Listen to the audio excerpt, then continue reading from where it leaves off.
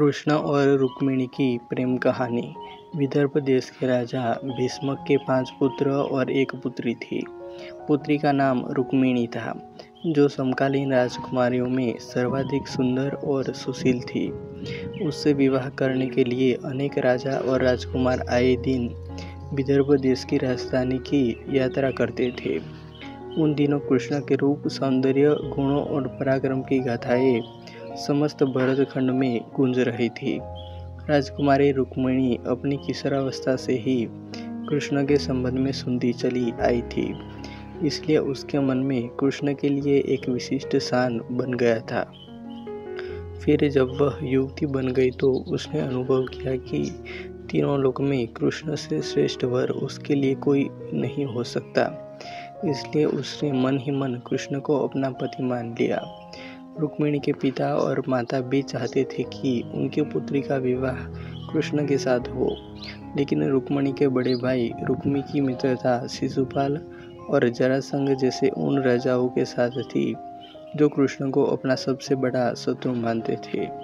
उन राजाओं को कृष्ण के हाथों कई बार पराजय का सामना करना पड़ा था, फिर भी उनकी शत्रुता की आग बुझ नहीं पाई थी। जब रुक्मी को यह पता चला कि उसकी बहन कृष्ण के साथ विवाह करना चाहती है और उसके माता पिता भी इससे सहमत है, तो उसने एक दिन राज्यसभा में घोषणा कर दी कि उसकी बहन रुक्मिणी का विवाह चेदी देश के राजा शिशुपाल के साथ होगा।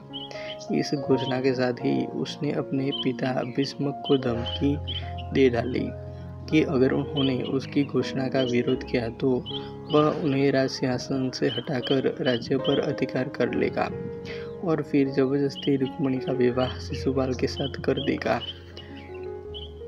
राजा भीष्मक को अपने राज्य जाने की तो उतनी चिंता नहीं थी जितनी चिंता अपनी और प्रजा के कल्याण की थी। वह अच्छी तरह जानते थे कि रुक्मी के राजा बनते ही राज्य की वही हालत हो जाएगी जो शिशुपाल और बाणासुर जैसे अत्याचारी और निरंकुश राजाओं के राज्य की है। यह सब सोचकर उन्होंने रुक्मी की घोषणा का विरोध नहीं किया। रुक्मी ने उसी समय कुल पुरोहित से विवाह की तिथि निश्चित कराई और शिशुपाल के पास संदेश भिजवा दिया कि वह अपने मित्र राजाओं को बारात में लेकर आए और राजकुमारी रुक्मिणी को विवाह कर ले जाए। जब रुक्मिणी को अपने बड़े भाई की इस करतूत का पता चला तो वह बहुत दुखी हुई। उसने मन ही मन कृष्ण को अपना पति मान लिया था और यह आर्य कन्याओं के धर्म के विरुद्ध था कि जिसे वह पति के रूप में वर्ण ले, उसके होते हुए किसी दूसरे व्यक्ति को अपना पति बनाए। सोच विचार करने के बाद उसने अपने एक विश्वस्त ब्राह्मण को बुलाया और उससे कहा कि वह द्वारिका में कृष्ण के पास जाए और उन्हें यह संदेश दे दे कि रुक्मिणी वर्षों से उनका अपने पति के रूप में वर्ण कर चुकी है, लेकिन उसका बड़ा भाई रुक्मी बलपूर्वक उसका विवाह शिशुपाल के साथ कर देना चाहता है। इसलिए कृष्ण आए और उसका हरण करके ले जाए। यदि वह न आए तो वह अपने प्राणों का अंत कर देगी। रुक्मिणी का संदेश लेकर ब्राह्मण उसी समय द्वारिका की ओर चल दिया और कुछ दिनों बाद द्वारिका में पहुंच गया। जब कृष्ण को उस ब्राह्मण द्वारा रुक्मिणी का संदेश मिला तो कृष्ण ने उसे वचन दे दिया कि भले ही शिशुपाल, जरासंध आदि राजाओं की विशाल सेनाओं से उन्हें भीषण युद्ध क्यों न करना पड़े, वह उसे उन सब के बीच से उठा ले आएंगे। कृष्ण ने उसी समय अपने सारथी को रथ तैयार करने की आज्ञा दी और ब्राह्मण को साथ लेकर कुंडिनपुर की ओर चल पड़े। कृष्ण के जाते ही बलराम को उनके कुंडिनपुर जाने की सूचना मिल गई। उन्होंने यादवों की सेना की एक शक्तिशाली टुकड़ी को अपने साथ चलने का आदेश दिया और द्वारिका से इतनी तेजी से प्रस्थान किया कि वह भी सेना सहित कृष्ण के पीछे ही कुंडिनपुर पहुंच गए। कृष्ण और बलराम के पहुंचने से पहले ही शिशुपाल अपने साथी राजाओं की विशेष सेनाओं के साथ कुंडिनपुर पहुंच चुका था। शिशुपाल के मित्र जरासंध, साल्व, पौंड्रक, दंत, बकप और विदुरथ आदि अनेक राजाओं की कई अक्षौणी सेना बारात में सम्मिलित थी। विवाह के दिन सुबह ही परंपरा के अनुसार रुक्मिणी अपनी सहेलियों तथा अन्य महिलाओं के साथ गौरी पूजन के लिए नगर से बाहर बनाए गए मंदिर में पूजा करने गई। रुक्मिणी के संदेशवाहक ब्राह्मण द्वारा कृष्ण को इस बात का पता चल चुका था, इसलिए वह रथ लेकर मंदिर के पीछे पहुंच गए।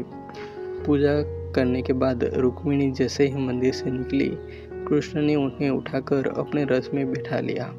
रुक्मिणी के साथ आए सैनिक देखते ही रह गए।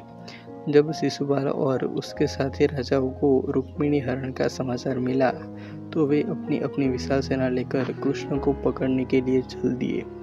रुक्मिणी का बड़ा भाई रुक्मी भी अपने चारों भाइयों और अपनी सेना के साथ कृष्ण के पीछे पीछे चल दिया। नगर से कुछ दूर निकलते ही यादवों की सेना दिखाई देने लगी। अपने पीछे आती हुई सेनाओं को देखते ही बलराम ने अपनी सेना को आदेश दिया कि आक्रमणकारी सेनाओं को खदेड़कर भगा दो।